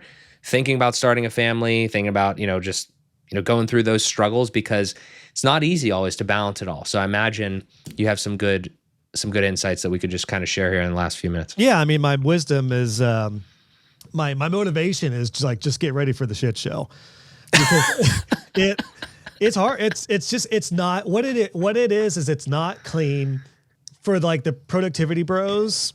Good luck with a morning routine. Like it's chaos, and it gets worse with more kids as far as like we're in the hardest season now of like the balance type of thing, just because my kids are 7, 6, and 3, and it's chaos it's chaos only if you're not cool with it being chaos.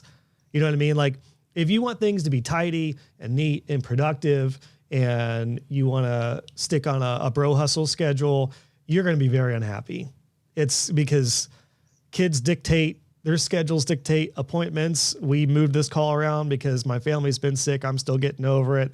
That kind of thing, just like that's what changes, is it kind of becomes the priority. I mean, the priority is you still need to provide for them and make money and to do that. But it does shift in a sense of like the business is truly more of in a supportive role. And you know me, like I'm still a driven entrepreneur, and I have to be really cognizant of, like I said earlier, the reason I'm not starting a community builder teaching business is because I don't have the time for it right now. I just don't. So those are the kind of things that I think are really important to be self-aware about, is like, your limits, what you're going to be tempted to do, and you have to reel it in if you want to be there for your wife and your little guy. I will share with you a quote that is truthfully like probably the most impactful topic and thing for me that I've remembered, especially as an entrepreneur, because you tell me, Mark, is it hard to turn your mind off when you're not working? Yeah, I would say like, I feel like I have to, well, it's not the easiest thing. Yeah, for sure.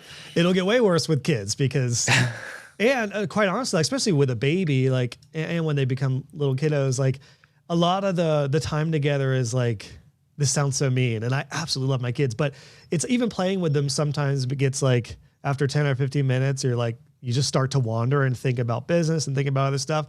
And I go back to this quote, which is, wherever you are, be there. Even if it's like for 15 minutes, my phone is over here, or my phone's out the, not out the window, but outside of the door, I'm going to dedicate 15 minutes of soul play time with my kiddos. That means so much to them. And it means a lot to you too, without like being there, but being on your phone or like sitting there and glazy eyed thinking about business stuff while you should be playing with them. I've really learned to, like, even in smaller segments, be like fully present. Same thing. I mean, you've been married, like same thing with your wife. You go on a date, you could talk a little bit of business probably, but they don't want the whole thing to be a strategy session for business. Like you gotta be there and have fun, like be with your wife, like, wherever you are, be there. I think that is the most important thing that I've leaned on and had to remember and still have to work on. Because as entrepreneurs, we're constantly thinking about the business. And yeah, like a lot of times, especially if you're doing feeds and stuff, it's a little bit easier with a baby just because they're just a little nugget of just cuddle. And, aside from cleaning diapers up and feeding them, you can just they can literally just sit with you and you can do stuff. But it's when they need more from you is when that presence becomes all the more important. And yeah, you don't want to lose that. Like you don't want to lose those years. There's plenty of times where I'm like, oh man, I feel bad. I've been sitting with my kids for half an hour and I feel like I was there, but I wasn't there. And that's the worst feeling.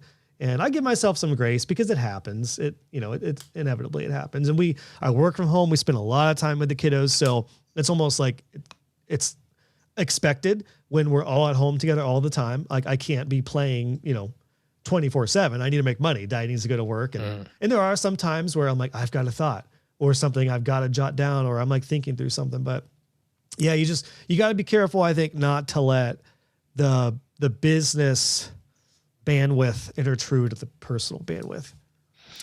Yeah, my wife, she's a natural mother. Like she's worked with kids for her entire like basically career. So like she's extremely excited. And the thing that I would love to give her is, because she wants to be like, a stay-at-home mom effectively. And I really do think that that's, society stuff has changed. And I think that that's kind of, it's way harder to do now than it was before to make it happen, like financially. But I think that it's worth it if you can do it. Well, daycare is as much as a mortgage in most places. Yeah. So. Yeah. So like, it's like, that's what I would love to be able to do for us. And that's kind of like my goal here. But the reason me asking that is like, when you have like a system, in your house where everyone is at home, is there any sort of a routine? Like, do you try to stick to some sort of almost like a 9 to 5 within your house? Or is it just kind of, because I imagine, when you have kids running around and playing, et cetera, or whatever, maybe it's distracting. Do you have any like little insights on how to keep it more, as structured as it can be, even though it's obviously chaos and it's to be expected? For sure. I mean, you definitely, I think, want to stick to some sort of structure, even if it's not 9 to 5, Monday through Friday, if it's like a couple days a week are like deep work segments or calls. And one thing that's helped is I am very open with my wife about like, okay, I'm on a call for an hour or two, like keep the kids away from the door kind of thing. And luckily my kids are pretty good. Like they know if I come in here to work, daddy's not coming out unless there's an emergency or something. So And because I don't work 40 hours in my office, it's not that big of a deal. I'm not in here all the time. So a schedule for sure will help. It was a lot harder, like we just got outside of Christmas and the New Year, and it was so fun having like time off and hang out with the kiddos. But I was definitely ready to like get back into our routine. And my middle daughter is in kindergarten now, so she actually goes to school 4 days a week in a private community school. So that's been nice too, because like it's not nice to see out of the house, but it's nice to have some semblance of a like, all right, I'm dropping her off at 9. I come back, she gets picked up at 2. Like we have a schedule around that. So that does help for sure. And when kids are not in school and everyone's at home, you have to manufacture that. Otherwise it just all blurs together. So that's been huge. But I know for me, like I generally I've arranged my schedule to where there's 2 primary call days. Every once in a while I'll do calls on Wednesdays or Fridays. I never ever do a call on Monday usually, and usually barely ever on Fridays. But Tuesdays and Thursdays are my like heavier call days. Those are podcast interviews, coaching calls. Doesn't mean I'm on calls all the day. It just, I might have like 2 or 3 calls in a day on those days. So that's helped because like usually my wife knows Tuesdays and Thursdays are a no-go with appointments or other stuff going on, or if she has an appointment or whatever. So that's kind of how we've worked it. I mean, generally like what I've done is Monday, Wednesdays, and Fridays are pretty much flex days to where like we may have an appointment on a Monday or we may have something else going on a Friday, and I'll just work around that. Now some days if there's something going on, I'll work all day, or some days, especially if it's nice, like I'll work for 4 or 5 hours and then we go outside and play or whatever. And then I do a lot of like 2-hour segments here or there. And then sometimes if I got something to get done, if the kids are getting ready for bed or if they've gone to sleep a little early, I'll do some work on my laptop, at 10, especially in pro. I'll jump on at like 10 at night and do some coaching via DM or get in and talk to people. Or like the other night when you and I were messaging, that was that was, I think at like 10 or 10:30 at night. And kids had just gone down to bed. My wife was getting our third down. I had already showered, so I was just sitting there. Didn't feel like doing the dishes, so I just sat there and we were just knocking some stuff out like that. So that's kind of that's what's worked for me at least, is to have a bit of a balance of like structured schedule, but also flex days, especially with the amount of kids that we have and a daughter with special needs. It's a lot of appointments, so I have those flex days to work around that. Interesting. Well, Josh, I just want to put it on record. I think I told you in in our back and forths originally, offline, but I just really do appreciate your openness, your transparency, your kindness and your authenticity with all this stuff, not just on the business side, but also on the personal side. I think that, it resonates really with me that, again, you're a successful entrepreneur and you're somebody that has built like the family kind of into the business, so to speak, or at least around the business. And I mean, kind of, again, like I just see you as like a mentor and inspiration for me as I kind of start that part of the journey. Cause I appreciate you sharing all that with me, because that is, I was actually literally just thinking about this as I was preparing for this. I was like, you know what? I follow a lot of people. I've talked to a lot of people and done all this. There's not too many, maybe it's an age thing because we were having kids later and all this sort of stuff and whatever, but there's not too many that like I follow religiously for business stuff that are also in the same position as you, that have had, again, success in business and also like built like a strong family unit around it. And no disrespect to any of those people. If you want to do it, you don't want to do it, but it's just something that like, again, resonates with me. And I think there are other people out there that it resonates with. So I've always appreciated, like I remember seeing live streams, that I've watched of yours, like, throughout the years where like you are very open with what is going on. You're not like open in a way where it's like you're just literally just being a human. Like I appreciate the humanization of it. And you're not necessarily, you're not hiding things. You're not whatever. It's just like, hey, this is going on in my life. Maybe this is why I've been more or less active, et cetera, or whatever. And I think that's really important because, again, as we move towards a world of like potential complete artificial intelligence, like the authenticity and the transparency is just even more important. So again, just kudos, my man. I really appreciate it. Well, thanks, Mark. I mean, it's really cool to be in this position, to be able to, I'm kind of like the not the level up from where you are, but I'm like where, I was further ahead in 2018. So I love being able to help folks in your position. So I definitely, I hope some of these tips have helped and give you some encouragement just because I mean, I think the big thing is, yeah, it's just, why I said the whole bro hustle thing is like, again, no offense to entrepreneurs who are at the top, but pretty much all of them don't have kids. Pretty much all of them. So if they do, it's like one or two, which is nothing compared to more than that or special needs. It's like, it's nothing. So it is really, I totally agree. I actually was just thinking this yesterday. I was like, where are the like top entrepreneurs who have 3 or more kids, at least one with special needs? That is probably a very, very small list. If anyone knows, send them to me. And I only say that because I do think parenthood seems so much harder than it needs to be because they're holding themselves to a standard of people who are not parents and mentors who are not parents. And look, I know like Hermosi and all those guys are open about that, and they would probably say the same thing. And like, yeah, like, don't align your schedule to mine because I don't have kids. Like, you're not gonna be able to function at that level or do those type of things. But I think that's really important when it comes to comparison, because who you follow and who you get mentorship from, inevitably you start to feel like you want to compare your schedule and your life to them. And if they are not living the same life, you cannot compare any of that. So yeah, all that to say, man, I'm so glad to hear that, Mark. And I love being in this position, and I hope it helps. And I do obviously have a huge heart and interest in helping parentpreneurs, for sure. So yeah, it's definitely a big niche. Yeah, I would say it's underserved. I mean, at least it's not on my algorithm. So maybe I need to start changing my algorithm here really soon. Yeah, that could be. And look, like Pat Flynn is a great guy who has teenagers now. But like, that was one thing that attracted me to him, was he talked often about his kids and how he balances his life around them. Stu McLaren is really open, like being a family guy and building membership businesses. Like, there are entrepreneurs who have them, but they're generally not at like the top echelons, or maybe they're in a place in life to where they, have more time, or their kids are teenagers, or they can do that. So, all that to say, it's awesome, man. I appreciate it. Yeah. For you. Absolutely. It's great. Man. It really is great. Like, it's the best. It really is the best. Yes, it's a challenge. Yes, it's a shit show a lot of times, but as long as, again, you're cool with that and you're down with, things being messy sometimes and the schedule to be wacky and to be off. My conversation with Jay, you mentioned earlier, I think that's why he was really open about that, being a very destructive year on the business, because he operates and operated at such a like high productive, working a lot, entrepreneur without a kid level.